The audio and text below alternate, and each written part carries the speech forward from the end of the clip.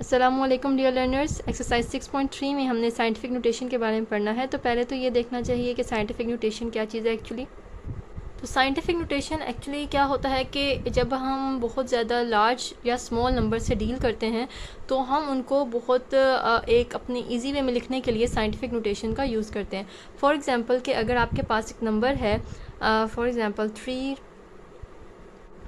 इस तरह से ये लिखा गया है, तो आप इसको साइंटिफिक नोटेशन में कैसे लिखेंगे। या फिर अगर आपके पास इस तरह का नंबर है 0.000 और 4, 6, इस तरह के नंबर्स आ जाते हैं, तो इनको आप स्मॉल वे में कैसे लिखेंगे। क्योंकि ये जो नंबर्स हैं ये ऑब्वियसली हमारा टाइम भी ज़्यादा लेते हैं लिखने में और स्पेस भी ज़्यादा लेते हैं और इनको काउंट करना भी मुश्किल हो जाता है। तो इसके लिए हम साइंटिफिक नोटेशन का यूज़ करते हैं, जिसमें क्या होता है कि आपके पास जो पॉइंट है उसको हम पहले नॉन ज़ीरो डिजिट के पास लेके जाते हैं। पहला नॉन ज़ीरो डिजिट मतलब ऐसा डिजिट जो ज़ीरो नहीं है, उसके पास हमने पॉइंट को लेके जाना है और जो बाकी नंबर्स होंगे उसको हमने लिख देना है 10 की पावर में।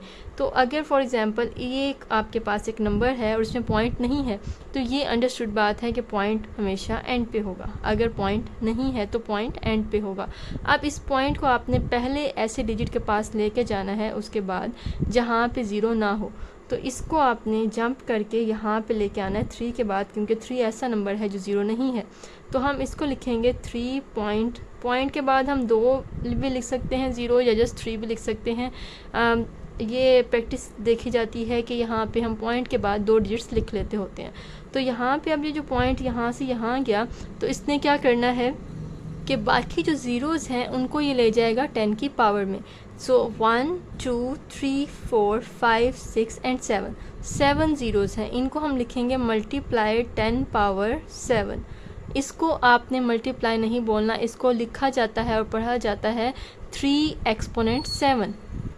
इसको आपने ये नहीं बोलना 3 मल्टीप्लाई 10 पावर 7, ऐसे नहीं बोलना। इसको जो पढ़ने का सही तरीका है वो है 3 एक्सपोनेंट 7। अगर आप कैलकुलेटर पे भी देखें तो आपको इस तरह से ई का निशान बना हुआ नज़र आएगा, जिसका मतलब होता है एक्सपोनेंट।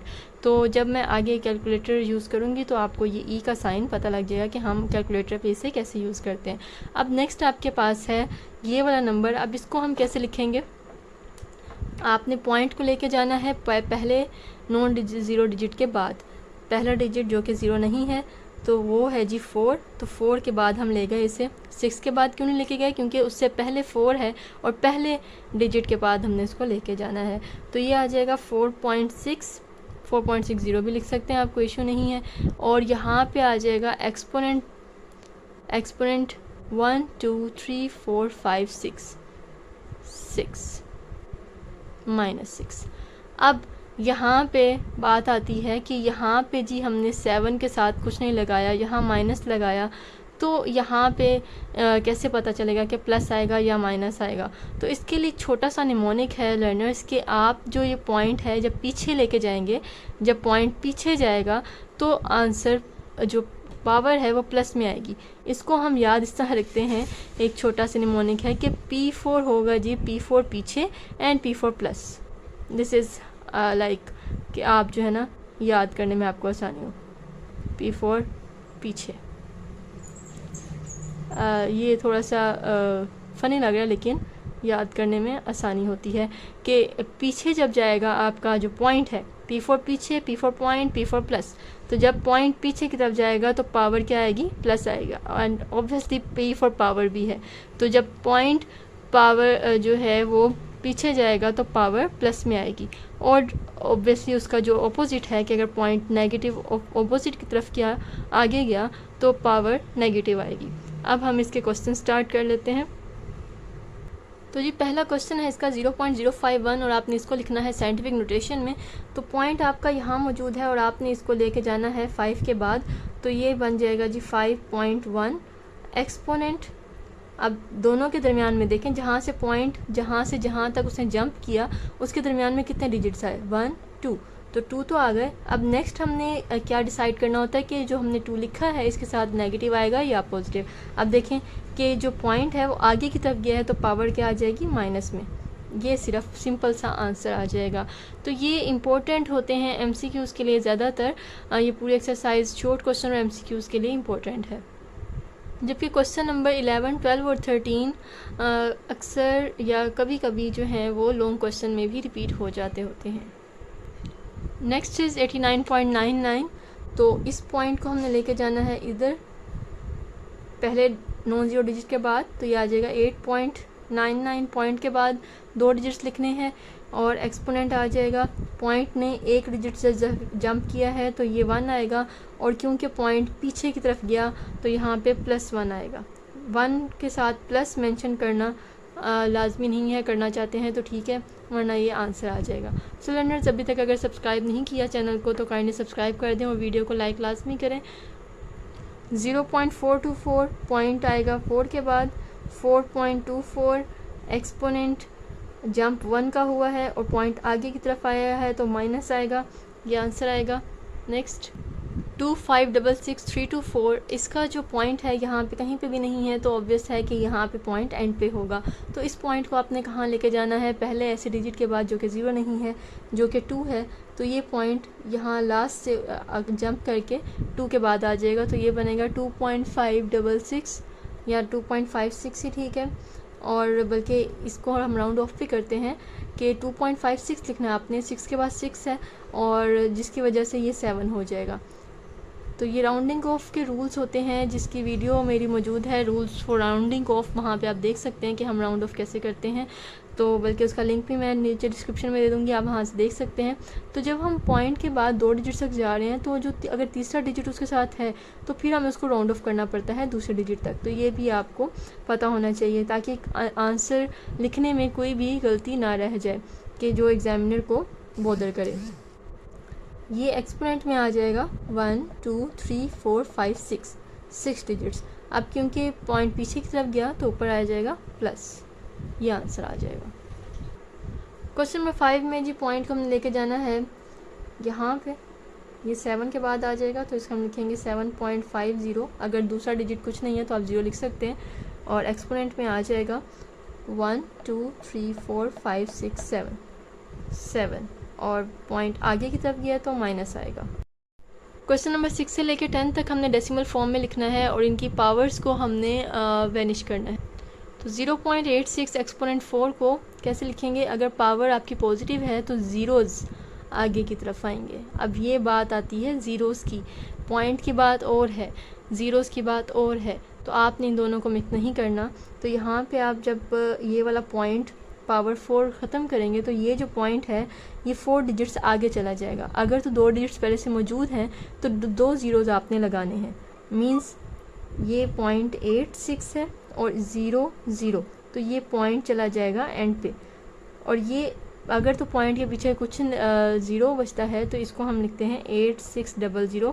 ऑब्वियसली 0 इसके पीछे लिखने का फ़ायदा नहीं है, इसको हम ख़त्म कर लेते हैं। तो अगर पावर 4 है तो उसके आगे मतलब पॉइंट के आगे 4 डिजिट्स आने चाहिए। अगर वो 4 डिजिट्स पूरे नहीं हो रहे तो आपने उनकी जगह 0 लगा देना है, तो ये इसका आंसर आ जाएगा। सो लर्नर्स, काइंडली आप इन दोनों में जो क्वेश्चंस हैं इनमें कंफ्यूजन नहीं करनी है, आपने इनको समझने की कोशिश करनी है और एक दूसरे के साथ इनको मिक्स नहीं करना, दोनों को अलग अलग समझें। Question number 7 is 1.345 exponent -5। तो -5 का मतलब है कि ज़ीरोज़ जो हैं वो 5 डिजिट्स पीछे आने चाहिए पॉइंट से, कि ये पॉइंट जो है आपका 5 डिजिट्स पीछे जाना चाहिए। अब आपके पास पॉइंट ही पीछे सिर्फ 1 डिजिट मौजूद है तो आपने इस पॉइंट को 5 डिजिट्स पीछे लेके जाना है, लेकिन आपके पास 1 डिजिट है। इट मीन्स कि आपको खुद से ज़ीरोज़ डालने पड़ेंगे ताकि वो 5 डिजिट्स पूरे हो जाएं। तो हम यहाँ पे क्या लिखेंगे 3 4 5, यहाँ पे लिख लेते हैं हम 1। अब इस पॉइंट को हमने लेके जाना है 5 डिजिट्स पीछे, तो 1 2 3 4 5, तो यहाँ पे आ जाएगा जी पॉइंट, यहाँ पे स्किप होके तो ये बन जाएगा। अब क्योंकि हमने इस पॉइंट को इस तरह से लिख सकते हैं 0 0 0 1 3 4 5। अब इस पॉइंट को जस्ट मेंशन करने के लिए हम यहाँ 0 डालते हैं, वरना इस 0 की कोई वैल्यू नहीं होती। ये जस्ट एक प्लेस होल्डर है इस पॉइंट को ऑब्वियस करने के लिए कि अगर हम ये 0 नहीं लगाएंगे तो ये पॉइंट कहीं गायब हो जाएगा, तो इसलिए हम ये लगाते हैं। तो नेक्स्ट क्वेश्चन 5.1 एक्सपोनेंट -9। तो आपने जो पॉइंट है उससे पीछे 9 डिजिट्स मौजूद होने चाहिए। तो पॉइंट से पहले हमारे पास एक डिजिट मौजूद है, तो हम इसको लिखते हैं 5 और इस पॉइंट को हम लेके जाते हैं 9 डिजिट्स पीछे 1। ये ध्यान रखना है कि आपने पॉइंट के पीछे जो डिजिट्स है उसको लाजमी गिनना है। 1 2 3 4 5 6 7 8 9 पॉइंट यहाँ पे आ गया। और इसको हम कैसे लिखेंगे? 0 पॉइंट। अगेन हमने इससे पहले जो 0 डाला है वो सिर्फ इस पॉइंट को वाजिया करने के लिए डाला है, ये आप बात याद रखनी है। 5 1 ये इसका आंसर आएगा। ज़ीरोज़ को आपने ध्यान से काउंट करना है। Question number 9 0.525 exponent -7। तो पॉइंट के पीछे 7 डिजिट्स होने चाहिए। तो हम 0.525 मौजूद है हमारे पास और इस पॉइंट को हमने लेके जाना है 7 डिजिट्स पीछे। तो पॉइंट से पहले हमारे पास एक डिजिट पहले ही मौजूद है, तो 0 एक डिजिट है, इससे गिनना स्टार्ट करेंगे 1 2 3 4 5 6 एंड 7 और यहाँ पे हमारे पास पॉइंट पहुँच जाएगा। और इसको लिखते हुए लिखेंगे 0.525 7 ज़ीरोज़ और 525 आ जाएगा। 636.5 एक्सपोनेंट -6 मतलब कि पॉइंट के पीछे 6 डिजिट्स मौजूद होने चाहिए। तो 636.5 है हमारे पास और इस पॉइंट को हमने 6 डिजिट्स पीछे लेके जाना है। तो यहाँ से पॉइंट से पीछे से गिनना स्टार्ट करते हैं 1 2 3 4 5 6। तो ये 6 डिजिट्स पॉइंट से पीछे पूरे हो गए और हमारे पास पॉइंट यहाँ पहुँच गया। इसको लिखेंगे, ये आंसर आ जाएगा। क्वेश्चन नंबर 11 में आपने इनको साइंटिफिक नोटेशन में आंसर लिखना है। तो इसको सिंपली आप बहुत से मेथड यूज़ करने के डायरेक्ट कैलकुलेटर से भी किया जा सकता है। और जो लेकिन अगर आप क्वेश्चन आ जाता है तो आपने ऑब्वियसली 2 मार्क्स भी लेने हैं। अगर ये शॉर्ट में आ जाता है तो आपने क्या करना है कि कुछ इस तरह से स्टेप्स करने हैं कि आपके मार्क्स भी कंप्लीट हो जाएं। तो इसमें क्या करना है, तो आप ये जो पावर्स हैं एक्सपोनेंट वाली इसको छोड़ दें और जो बाकी है इसको आप कर लें कैलकुलेटर पे। तो 0.96 डिवाइड बाई 2 करें तो ये आता है जी 0.48 और ये जो बाकी है एक्सपोनेंट 7 और एक्सपोनेंट 4, ये जो एक्सपोनेंट 4 है इसको आपने ले जाना है ऊपर। और आपको ये पता है कि पिछले एक्सरसाइज हम कर चुके हैं कि जब पावर ऊपर जाती है तो हो जाती है माइनस। तो अब आपने ये जो 0.48 है इसको पहले आपने कर लेना साइंटिफिक नोटेशन में कन्वर्ट। तो ये जो पॉइंट है इसको हम लेके जाएंगे 4 के आगे, तो ये आ जाएगा 4.8 और इसका अपना एक एक्सपोनेंट बनेगा क्योंकि पॉइंट एक डिजिट आगे गया है, एक डिजिट जंप किया, तो ये आ जाएगा 1 और आगे जाने की वजह से आ जाएगा माइनस। और बाकी जो 10 की पावर्स हैं वो भी साथ आ जाएंगी। अब आपने क्या करना है कि जो 10 की पावर्स हैं उनको कर लेना इकट्ठा। -1 ये +7 है और ये -4 है, तो ये आ जाएगा 4.8 एक्सपोनेंट 2। ये इसका आंसर आ जाएगा। क्वेश्चन नंबर 12 में भी एक्सपोनेंट्स को छोड़ के पावर्स को छोड़ के 2.61 को 4 से मल्टीप्लाई करेंगे तो आपके पास आ जाएगा 10.44 और ये जो पावर्स हैं हम इनको इकट्ठा कर लेते हैं एक्सपोनेंट 8 और ये एक्सपोनेंट 3 जो है ये ऊपर जाएगा तो ऑब्वियसली माइनस हो जाएगा। अब आपने करना क्या है कि इसको पहले साइंटिफिक नोटेशन में कन्वर्ट करें क्योंकि हमने क्वेश्चन का में लिखा हुआ है कि right the answer in scientific notation. तो इस पॉइंट को साइंटिफिक नोटेशन में करने के लिए आप इस पॉइंट को पीछे ले जाएंगे तो ये आ जाएगा 1.044। अब क्योंकि पॉइंट एक पीछे नंबर पीछे जंप किया है तो ये आ जाएगा 1 और पॉइंट पीछे गया है तो पावर में प्लस आएगा और ये 10 पावर 8 और 10 पावर -3। अब हमने 10 की पावर्स को कर लेना इकट्ठा। 1 + 8 -3 9 - 3 जो कि हो जाएगा 6 1.044 exponent 6। This is the answer. Question number 13 521 exponent 3 multiply 12 over 2 exponent 2। तो एक्सपोनेंट्स को छोड़ते हुए जो हमारे पास बाकी है उसको हम लिख लेते हैं और उसको कर लेते हैं मल्टीप्लाई और डिवाइड। तो 521 को जब मल्टीप्लाई करेंगे 12 से और डिवाइड करेंगे 2 से तो आंसर बनता है 3126 और ये जो पावर्स हैं हम इनको लिख लेते हैं, 10 पावर 3 वैसे ही आएगा, और ये 10 पावर 2 जब ऊपर जाएगा तो ये हो जाएगा -2। अब इसको लिखेंगे साइंटिफिक नोटेशन में, पॉइंट कहीं नहीं है तो ऑब्वियसली पॉइंट इसके एंड पे मौजूद होगा, तो पॉइंट को कहाँ लेके जाना है, 3 के बाद, तो ये आ जाएगा पॉइंट यहाँ पे, तो इसको लिखेंगे 3.126 और इसकी पावर क्या बन जाएगी, 1 2 3 डिजिट्स हैं तो ये 3 ऊपर आ जाएगा, और पॉइंट क्योंकि पीछे की तरफ गया है तो पावर में प्लस आएगा, और बाकी जो पावर्स हैं वो भी वैसे ही आ जाएंगी। अब हम इन पावर्स को कर लेंगे इकट्ठा, 3.126 एक्सपोनेंट 3 + 3 - 2, तो 3.126, 3 + 3 6, 6 - 2 = 4, तो ये एक्सपोनेंट 4, ये आंसर आ जाएगा 3.126 एक्सपोनेंट 4।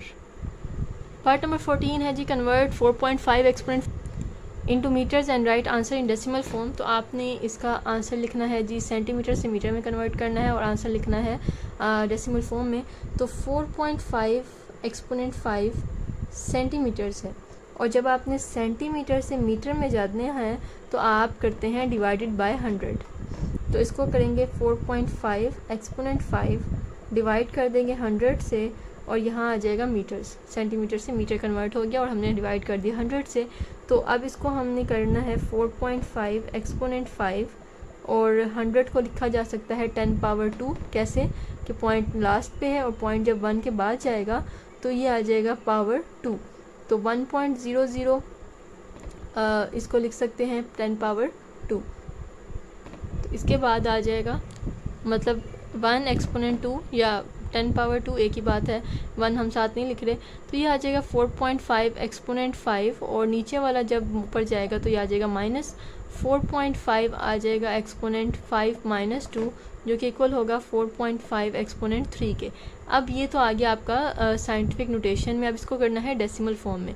तो पावर 3 का क्या मतलब है कि पॉइंट के बाद 3 डिजिट्स मौजूद होने चाहिए, तो हम पॉइंट के बाद 3 डिजिट्स लगाने हैं, तो मतलब पॉइंट को हमने 3 डिजिट आगे लेके जाना है, तो 1 2 3 यहाँ पे आ जाएगा, ये बनेगा 4500, एंड वाला पॉइंट ऐसे ही आ जाएगा और ये आंसर बनेगा। और साथ आपने मीटर लगाना नहीं भूलना, क्योंकि ये इसका यूनिट है और इसके मार्क्स हैं।